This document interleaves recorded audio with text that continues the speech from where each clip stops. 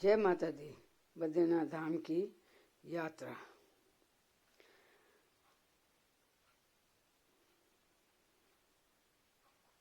का दूसरा भाग। जैसे ही हमने सुना कि गाड़ी के पीछे के दोनों टायर हवा में झूल रहे हैं तो समझ में यह नहीं आया कि गाड़ी नीचे गई कैसे। सभी यही अनुमान लगा रहे थे कि शायद ऊपर से मलबा आया और गाड़ी थोड़ा तिरछी हो गई होगी, तो इसलिए उसके टायर हवा में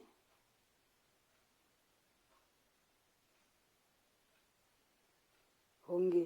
फिर फटाफट पैसेंजर नीचे उतर गए होंगे। किसी न किसी तरह गाड़ी वैसे की वैसे खड़ी रह गई, पर सब लोग सदमे में थे।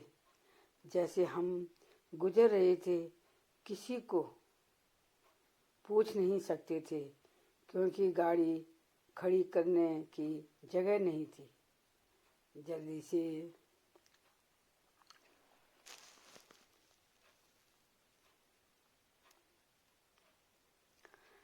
जल्दी से गाड़ियां निकल रही थी।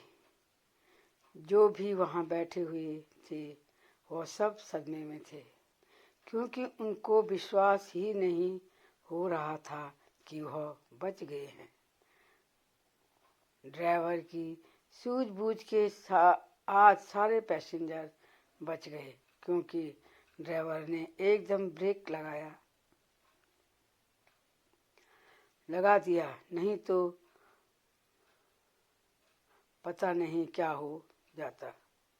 गाड़ी के पीछे के टायर हवा में झूल रहे थे और आगे मलबा आया हुआ था जिससे गाड़ी सीधी करने में परेशानी हो रही थी। जब क्रेन मशीन आई तब जाके थोड़ी राहत मिली। अब मशीन को गाड़ी से जोड़कर गाड़ी को सीधी कर दिया। तब तक मलबा भी थोड़ा हटाया गया था। गाड़ियों का आने जाने का रास्ता बन गया था। सारे लोग भगवान से प्रार्थना करते हुए कह रहे थे, बचा लिया भगवान ने आज।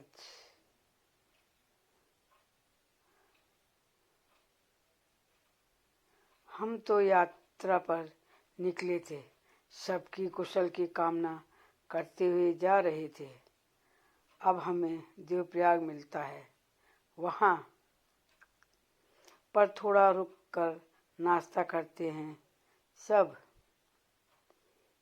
कहने लगे और फिर आगे का सफर है। संगम देवप्रयाग से हाथ जोड़कर गंगा मैया के ऊपर से गुजरते हम आगे को बढ़ते हैं। मन में एक उल्लास रहता है कि कब भगवान भोलेनाथ के दर्शन करें। भगवान बद्रीनाथ के द्वार पर पहुंचे, बस यही मन में लगी रहती है। थोड़ा तसल्ली हो रही थी नाश्ता करके। भजन कीर्तन करते हुए आगे बढ़ते जा रहे थे। श्रीनगर में आते ही सोचने लगे, रात को यहीं रुक जाते हैं। रास्ते में फिर कहाँ रुकने का अच्छा होटल मिले न मिले, इसलिए श्रीनगर में ही रुक गए। मौसम भी अपनी मस्ती में झूमते नजर आ रहा था क्योंकि अक्टूबर का महीना था। रात की 10 बजे हम सब बालकनी में बैठे थे। रास्ते के सफ़र के बारे में सोच रहे थे। हैरानी भी हो रही थी और हंसी भी आ रही थी। जाम में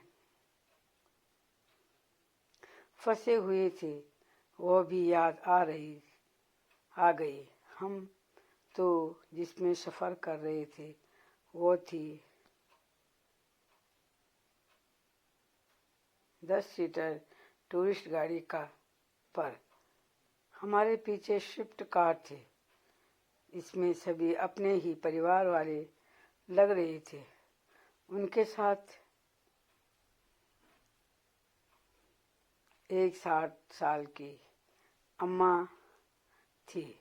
वह गुस्से से कह रही थी, अपनी कार को पीछे ले ले और वापस घर चल।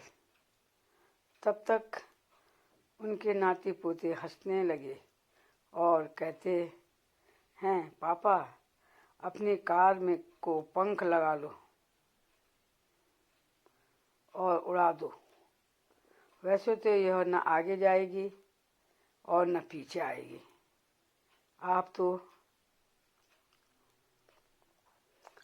बीच में फंस गए हैं। हम सब जोर जोर से हंसने लगे और कहने लगे, यह सफ़र भी हमेशा याद रहेगा। अब हम सोने के चले गए क्योंकि सुबह जल्दी उठना था। जैसे कमरे में जाने लगे वैसे ही हमने क्या देखा, कमरे में कुछ भाग रहा था। क्या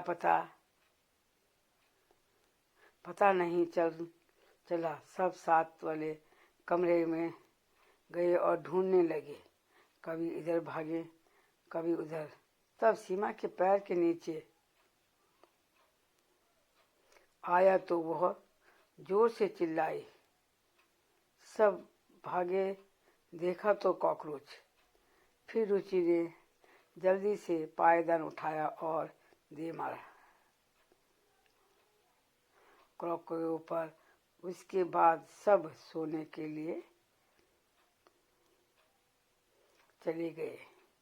सुबह 5 बजे का अलार्म लगाया हुआ था। जैसे ही घड़ी ने अलार्म बोला वैसे सारे के सारे उठ गए और फटाफट नहा धो के तैयार हो गए और सफ़र के लिए रवाना हुए। जैसे ही श्रीनगर से थोड़ा आगे बढ़े, मौसम ने करवट बदल ली और थोड़ी थोड़ी बूंदाबांदी बारिश होने लगी। अपने पास छाते भी नहीं रखे थे। सोच रहे थे पहले धारी माँ के दर्शन करेंगे फिर, पर बारिश हो रही है, कैसे जाएंगे। माँ भगवती की कृपा देखो। जैसे ही कलेश्वर पहुँचे, अच्छी धूप खिली हुई थी। हम सब खुश होकर धारी देवी मंदिर गए। सब ने माँ भगवती के दर्शन किए। फिर जल्दी से गाड़ी में बैठे और आगे का सफ़र के लिए निकल पड़े। आगे मिला शिरोबगढ़ के बारे में सभी जानते हैं।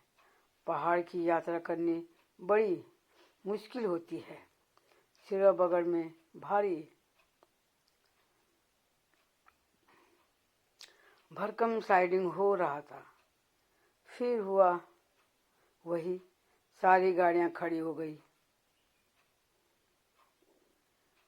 कम से कम 1 घंटा वहां पर खड़े रहे।